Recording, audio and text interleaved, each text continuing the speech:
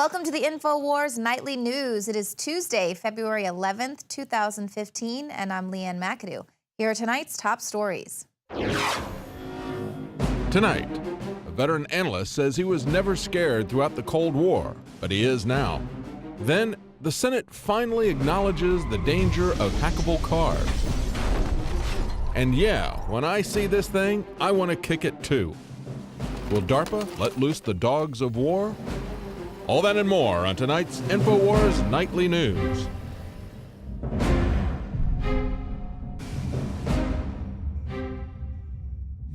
You might want to make sure those passports are all up to date because for your freedom, the TSA has just announced that they're going to be needing you to show your papers, please, in order to do any domestic travel. Now, this was quietly announced over the Christmas season by the TSA. They say by 2016, all domestic air travel will require either a traditional passport or a federally compliant ID card called Real ID. State driver's licenses will no longer allow Americans access to domestic flights as they do right now. Now, Real ID is basically an internal passport, and this refers to any identity document that people have to produce in order to move about from place to place within national borders. And this is going to allow the government to monitor the movement of its citizens. Of course, they can grant or deny access to this ID. I already know of people who aren't able to update their current ID because they owe the state money. So imagine what they'll do with this form of control. With this new form of Real ID, you'll be not denied the ability to even fly domestically, let alone get a passport to fly internationally. Now, of course, we know in the past governments have used these type of IDs to regulate economic opportunities. They can isolate undesirables for political reasons, like they did, of course, to the Jews. They separated whole categories of people, and they can intimidate and command obedience with denying you the right to travel. And your state-issued IDs will no longer be a viable option by 2016 unless they conform to these federal standards that are going to be set in place. But this article points out that many states are not going to have the financial means nor the desire to comply with these federal regulations. So basically, you have at least another year to go ahead and escape this country before it requires a national ID to move about. Now, it's kind of right on time because we are seeing some reports now of a new robot that was designed for the U.S. Army. It was developed by Boston Dynamics, which of course was just bought out by Google. And this is the little brother of Big Dog. So it's basically a little big dog. There wasn't any description. His name is Spot, but there wasn't any description or media coverage of this smaller version.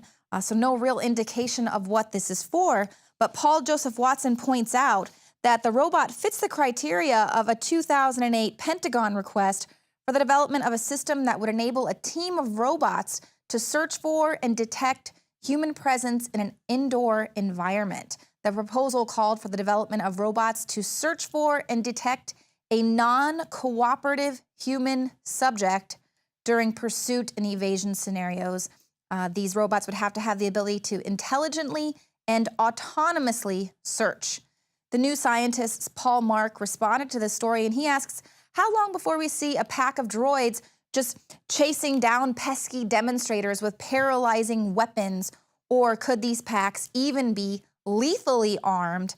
And Steve Wright, who is an expert on police and military technologies from Leeds Metropolitan University, he warned that, of course, such robots will eventually be armed.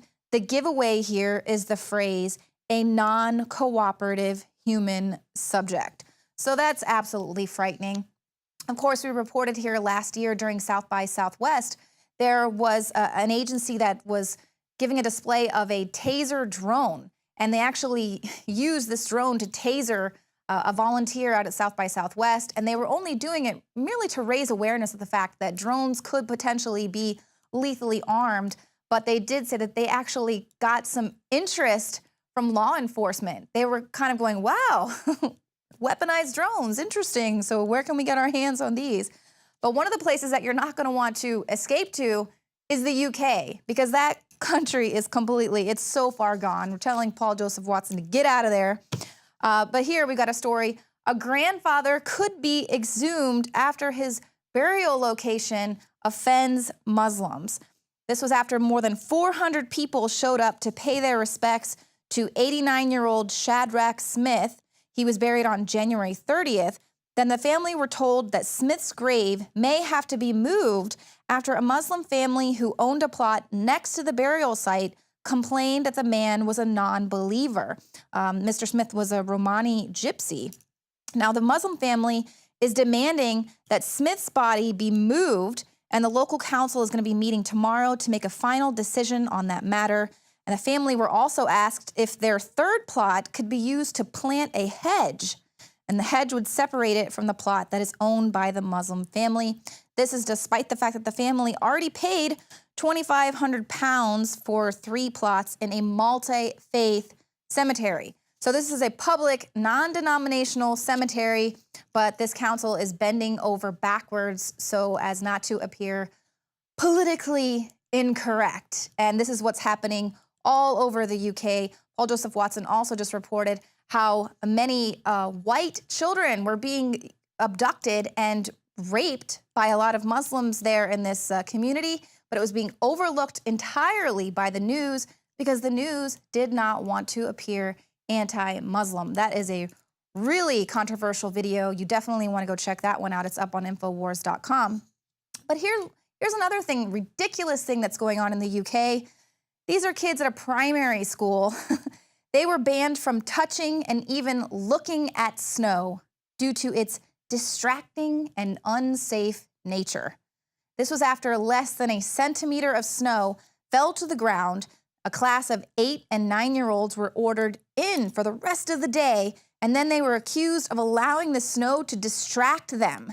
And this prompted a teacher to close the blinds and ban the class from looking outside. I mean, when I saw snow at that age, that was just like the most amazing thing. School administrators defended this decision. They called the snow a safety issue and argued that the ban was in line with school policy. So, of course, you know, we have the UK there was screening young children to find out if they were potential terror suspects. Of course, we've seen them banning sports because they were dangerous. We jokingly said, like, let's make mandatory walking helmets for everyone. But this is just policy that we're kind of seeing going spread across the globe, cracking down on normal childhood behavior. Now your children aren't even allowed to walk outside. But one of the mothers of this 9-year-old student said, "Bah humbug, Stalham Academy, because whilst you were containing our children in artificially lit classrooms, the majority of the other schools were having snowmen building competitions and science experiments on snowflakes." So instead of teaching the kids about science and nature, they want to teach the students about tyranny and to respect authority of the state. But of course, we're just conspiracy theorists for telling you about this kind of thing, just like the mainstream media really wanted to make fun of us and call us conspiracy theorists for daring to say that Michael Hastings' car was hacked when it slammed into a tree right as he announced he was working on a really big story.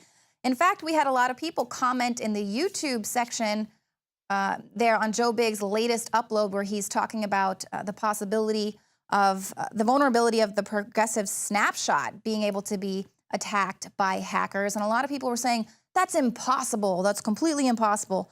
Well, who is laughing now? Because here is a scathing Senate report that is slamming automakers for leaving cars vulnerable to hackers.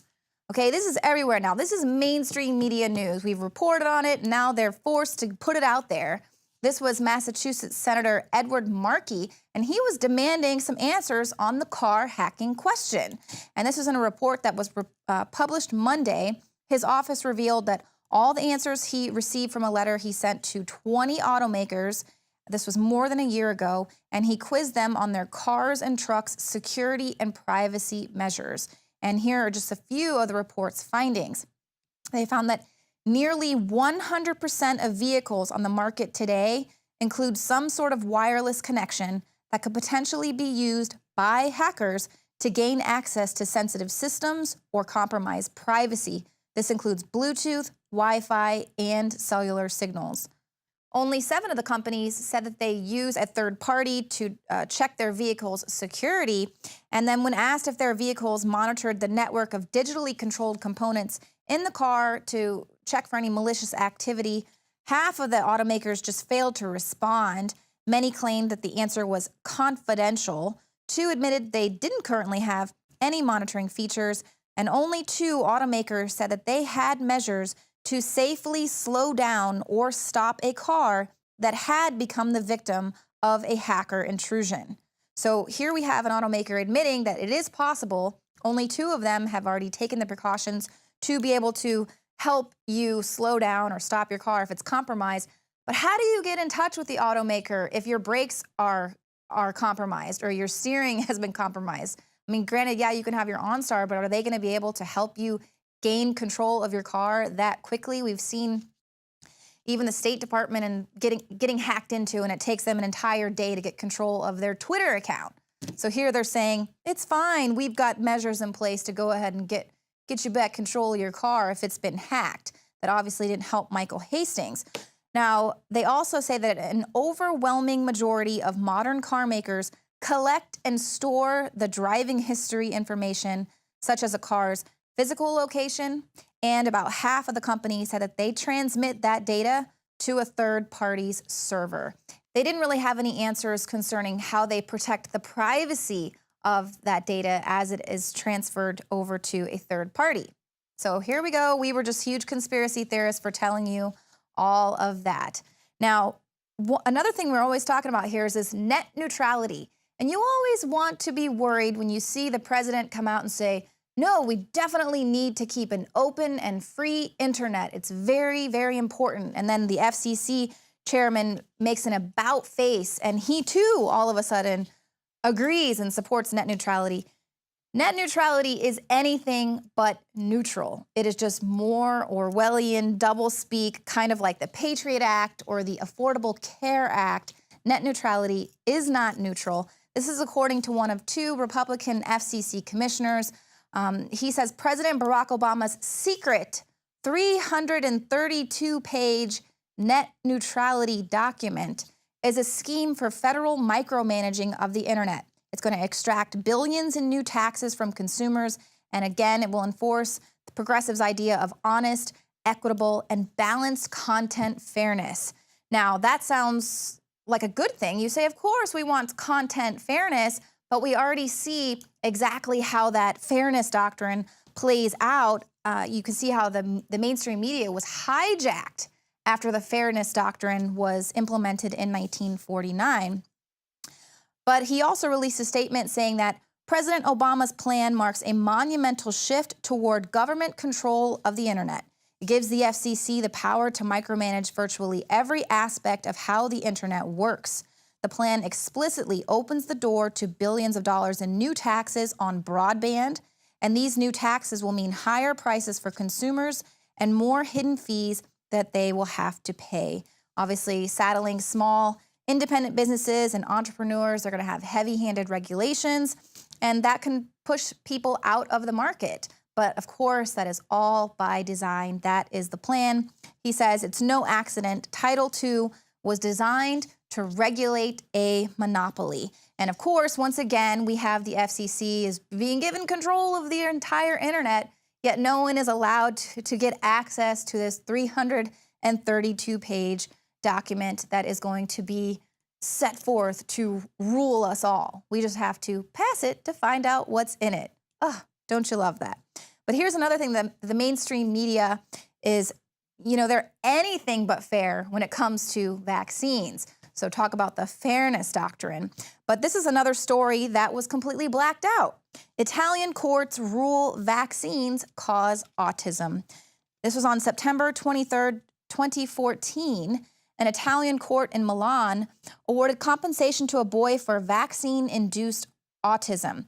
They said a childhood vaccine against 6 childhood diseases caused the boy's permanent autism and brain damage. The Italian infant plaintiff received 3 doses of GlaxoSmithKline's Infanrix Hexa, which is a hexavalent vaccine administered in the first year of life. The vaccine protects children from polio, diphtheria, tetanus, Hep B, pertussis, and Haemophilus influenza type B. And in addition to these antigens, of course, the vaccine contains thimerosal, aluminum, and other toxic ingredients. And they said the child regressed into autism shortly after receiving these 3 doses. Now, the Italian courts were looking at expert medical testimony, and they included that this child more than likely suffered autism and brain damage because of the neurotoxic mercury, the aluminum, and they said he had a particular susceptibility due to a genetic mutation. But if you don't know your child has this genetic mutation, you're going to go and give him all the shots that the doctors have ordered. But the court also noted that the Infanrix Hexa contained thimerosal. That's banned in Italy because of its neurotoxicity. And they said that this particular vaccine had it in concentrations that were greatly exceeding the maximum recommended levels for infants who weigh only a few pounds.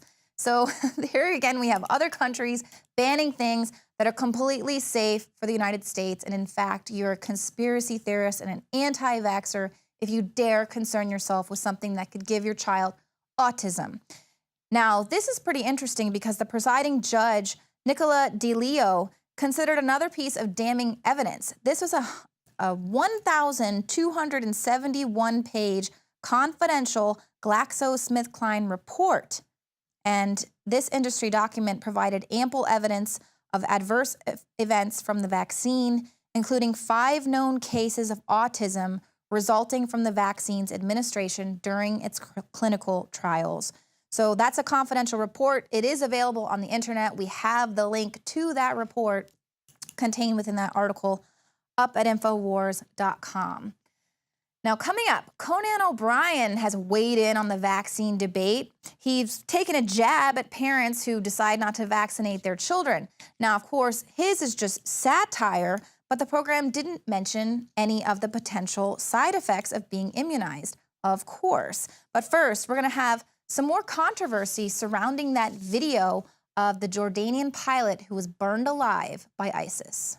The knowledge of the ancients, tried and true, trusted herbs and extracts fused with the latest nutraceutical science. Introducing the all-new Ancient Defense Herbal Immunity Blend, crafted with over 14 key ancient herbs and extracts to supercharge and prepare your body for what experts admit is the most dangerous season of the year. We have rejected hundreds of other formulations in our quest to bring you what is simply the most powerful and comprehensive proprietary formula that we have ever created in the realm of herbal immunity. For the last 2 years, our team has been working with top doctors, nutritionists, and chemists to develop the ultimate nutraceutical formulation. Experience the benefits of combining over 14 ancient herbs and extracts with exciting new advances in nutraceutical science. For a limited time, get 25% off on this introductory offer. Visit ancientdefense.com or call 888-253-3139. ancientdefense.com.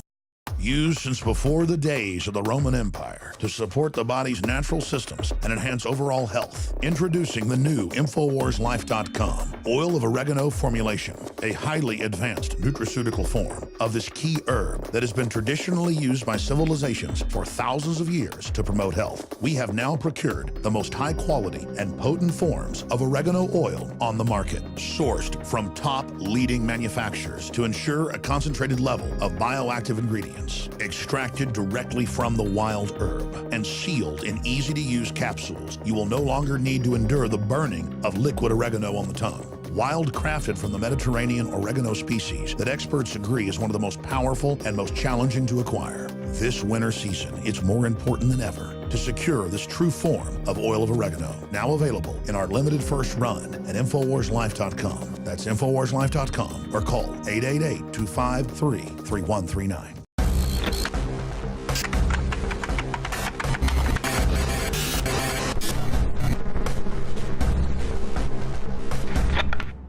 A guest who appeared on Voice of Israel, Israel's biggest English-language broadcast network, sensationally claimed that ISIS faked the burning of Jordanian pilot Youssef al-Kasabeh and that the highly produced video was acted out. Author Thomas Wichter said that the pilot was probably ordered to act out the scene and was actually killed at a later date. Take a listen. they shot him. They didn't burn him alive because they would not have been able to control him if he was being burned alive, and they couldn't risk things going wrong by actually burning him alive. So what you're saying is they got him to act it out? Yes. They're like, jump up and down, jump up and down, exactly. flap your arms.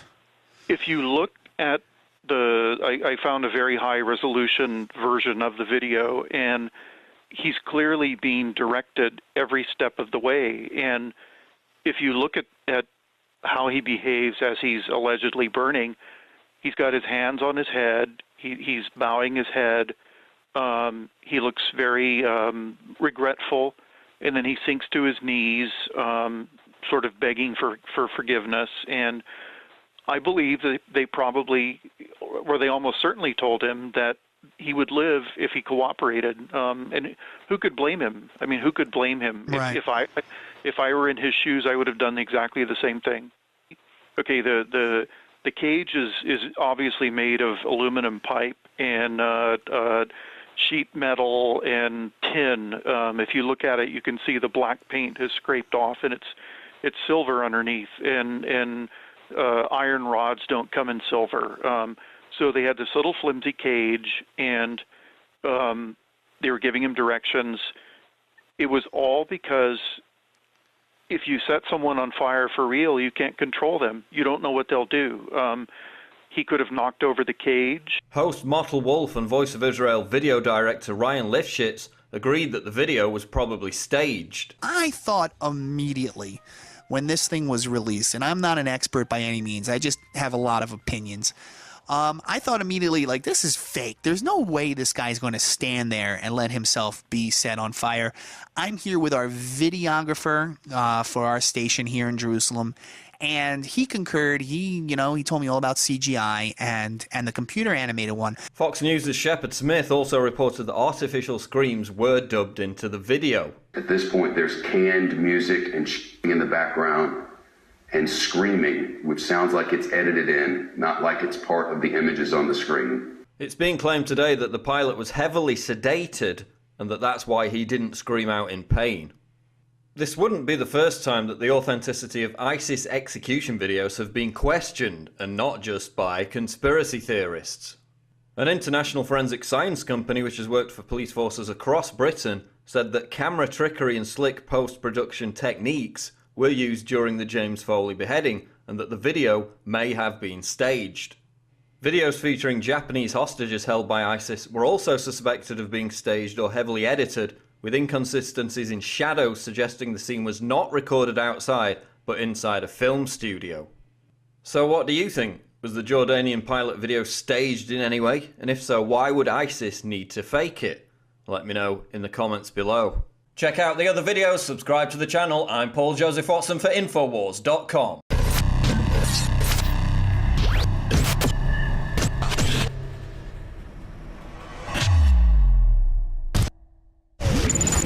Every year we make resolutions to lose weight and get in shape. And the truth is, it's hard, even with diet and exercise, because of toxic food in our environment that is stressing our bodies more than ever before. Working with experts in nutrition and biochemistry, I found that super high-quality nutraceuticals, in addition to my diet and exercise, were the answers that synergistically worked. I could see the drastic changes every day with the amount of weight I've lost, my increased stamina, and more of a twinkle in my eye. That's why we are now so excited to launch the InfoWars Life Resolution Pack, combining 3 essential formulations: oxygen-based cleanser Oxy Powder, the Secret 12 bioavailable vitamin B12, and your choice of super female or super male vitality. Now all available at a discounted price to you and your family to bring in the new year and make 2015 a true success. That's InfoWarsLife.com or 888-253-3139. 2015 is the year to do it, and it all starts at InfoWarsLife.com.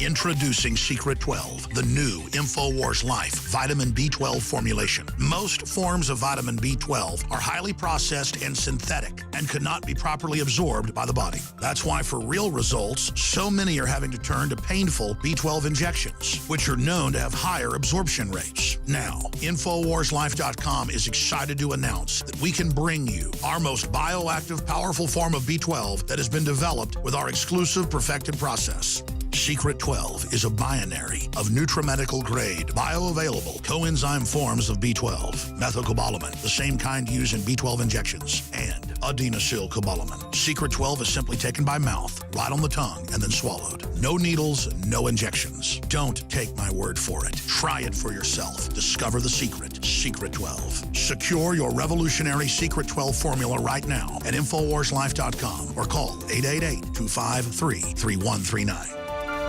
As the vaccine debate rages on in Washington, as well as is being played out on the mainstream media, what we're noticing is that anyone with a dissenting opinion is being demonized and ridiculed. So we just want to go ahead and put together a lengthy vaccine report. We're going to be compiling data, facts, and as well as testimony to just sort of give those of you who have questions about vaccines a little something to work with. Today, I'm going to be speaking with Matt Smith. He called into the Alex Jones Show to report his experiences with doling out vaccines. He has been a licensed practical nurse for 10 years. He's worked in long-term healthcare, home healthcare, and now he is teaching nursing classes at the collegiate level. So, Matt, thank you for coming on the show today. Now, obviously, you've been in the healthcare industry for a very long time. So what happened to kind of give you pause about vaccines? Well, after being on the vaccine team for one day and seeing children get sick after receiving their vaccine, I came home exhausted and turned on TV, and I happened to catch the Larry King show, and he had a story, and it aired November 2nd, 2009, where he did a story about 19 deaths caused by the vaccine. And it was a vaccine that I was giving out that day. Right. That was in 2009 when the H1N1 vaccine was going around. You're talking about Dr. Jay Gordon was on Larry King Live talking about 19 children dead from the H1N1 virus in that week alone, which a lot of discussion about that vaccine that was going around then. And in response, I sent out an email to all my coworkers saying, hey, watch this report, because I felt it was my responsibility to inform them what's going on and that they might be given a shot that could kill somebody. Wow. And so did your fellow employees respond back to you? Was there kind of some banter? And then what happened there internally? Well, there was very little banter. I got one email saying you need to forward this one level higher. So I did. And at that point, I got a phone call saying, hey, what are you doing using, this work email for personal use? And of course, that's not personal use because you're here talking to your team about, hey, isn't this the very vaccine that we're dealing with? And is this a concern? And so what did they basically tell you, to shut up or you're fired? Or yeah, that's the Cliff Notes. Shut up, you're fired. But I wasn't going to go back anyway. Yeah. I mean, they wouldn't want me back, but I wouldn't have gone back, and I wasn't going to go back. But basically, they said, shut up, you're fired. Stop using email. And they sent me a confidentiality agreement threatening federal prosecution, and it pretty much scared me. Wow. I was a little scared. All because you shared a video from a mainstream media outlet discussing the death toll surrounding H1N1. Wow, yeah. That is completely unbelievable. Now, talk to me a little bit about your experience there, just healthcare with vaccines. Like what has made you really want to speak out about this, and what do you think people should know?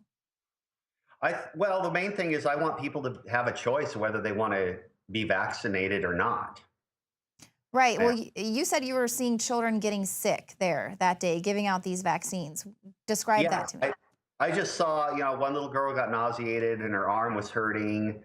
And this was, 6 years ago, Leanne. So It was just a bad day. I didn't enjoy the whole thing. You know, the little kids all lined up, scared to death of needles, crying, you know, and thinking it was, you know, the thing about it is they're doing the right thing in their mind. They're going and doing the right thing, getting the vaccine. That's what they think.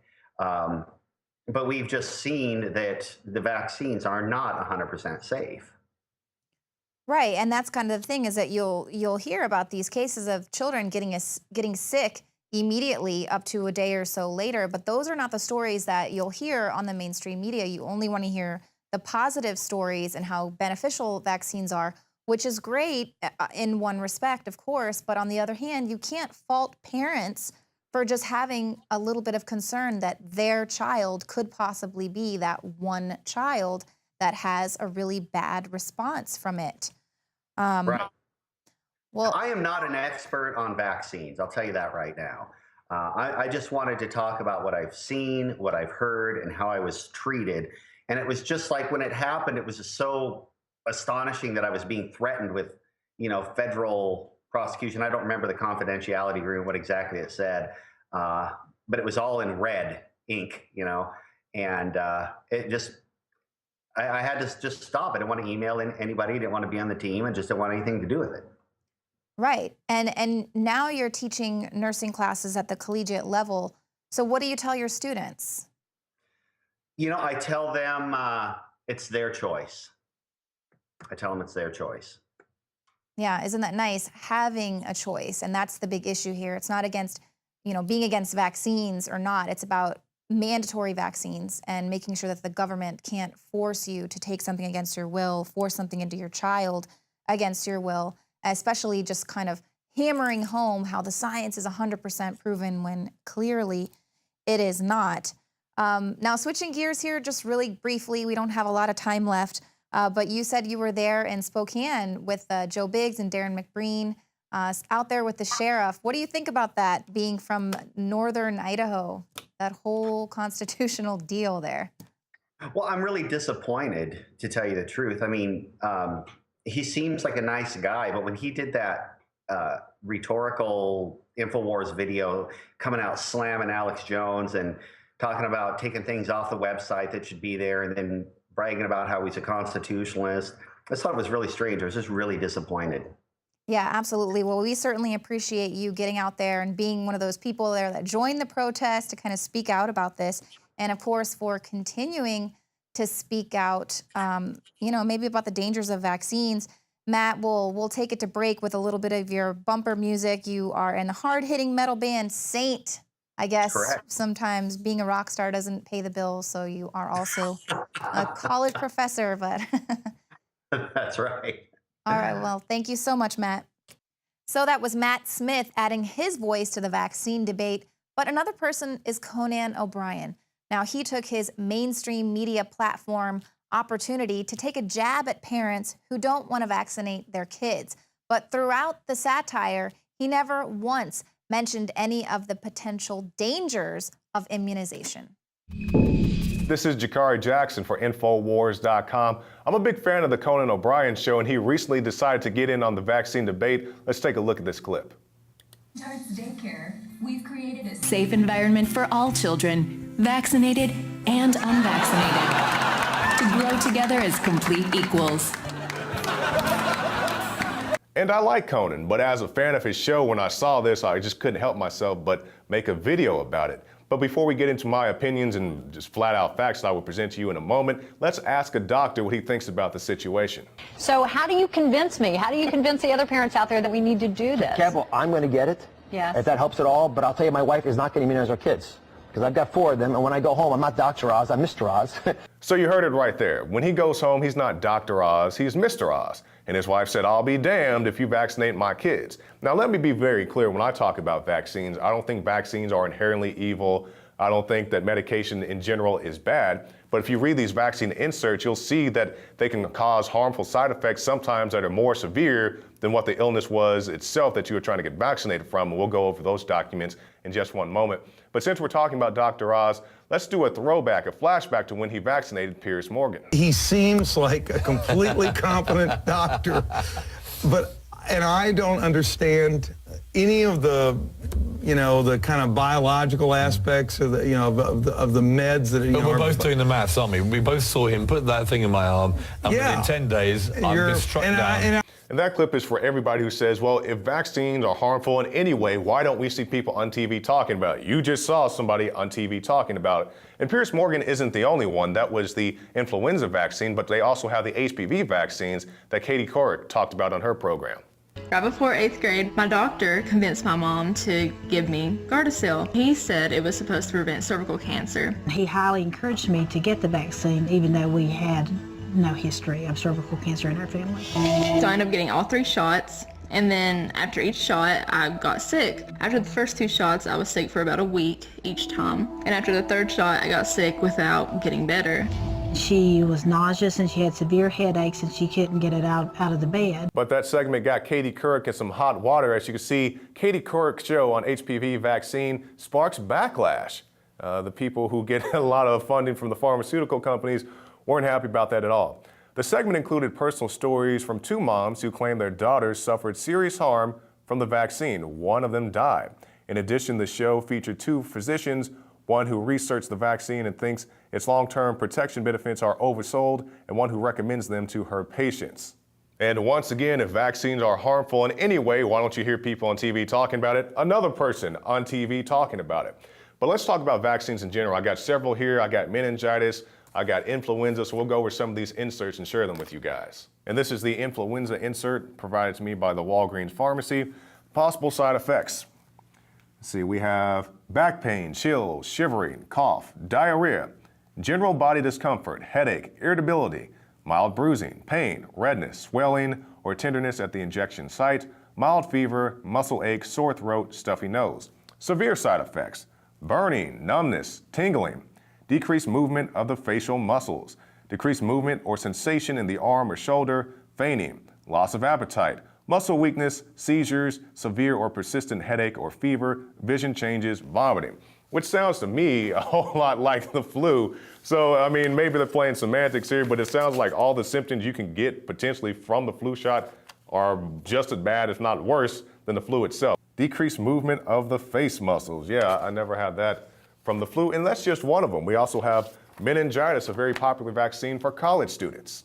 Side effects include severe allergic reaction, very high fever, or behavior changes. Signs of allergic reaction can include hives, swelling of the face and throat, difficulty breathing, fast heartbeat, dizziness, and weakness. So once again, if you choose to vaccinate yourself or your kids, that's your business, but I think you do have a right to know these facts about the vaccines that they will not tell you in these late night joke sessions. Let's move now to a hepatitis vaccine. The adverse reactions include, but definitely are not limited to, a fever less than or equal to 100.4 degrees in 9.1 cases after the first dose, or 11.3 after the second dose, which is to say about 10% of the cases you could potentially catch a fever from taking this hepatitis A shot, but of course they don't want to tell you that. Once again, I'm not against vaccines, I'm not against medicines in general, but I think you should educate before you vaccinate, and if these things concern you like they do me, definitely take that in consideration before you go get stuck. We'll end tonight with this, my favorite part of Conan's video, and it's always my bewilderment that people who are vaccinated are always so concerned about getting the disease, getting the virus from somebody else who is not vaccinated. So in this end clip, you'll see a child have their bubble punctured, and now they have to eject them from the school system, even though all the other children are vaccinated. And logically, the unvaccinated child should not be a threat to the other healthy children. You can find more reports at NoWorldOrder.com. And in the event of danger, Kind Hearts has procedures in place to keep your beautiful children safe with minimal disruption. Kind Hearts Daycare. That's it for the show tonight. Thank you for watching. If you are watching us on YouTube, hit the subscribe button and become a subscriber to the Alex Jones channel. You can also become a Prison Planet member for just $29.95 a year, and your username and password can be shared with up to 20 people at the same time. You're going to find a lot of content there that you will not find on YouTube. Thanks for tuning in to the show tonight. We'll see you here tomorrow at 7 p.m. Central.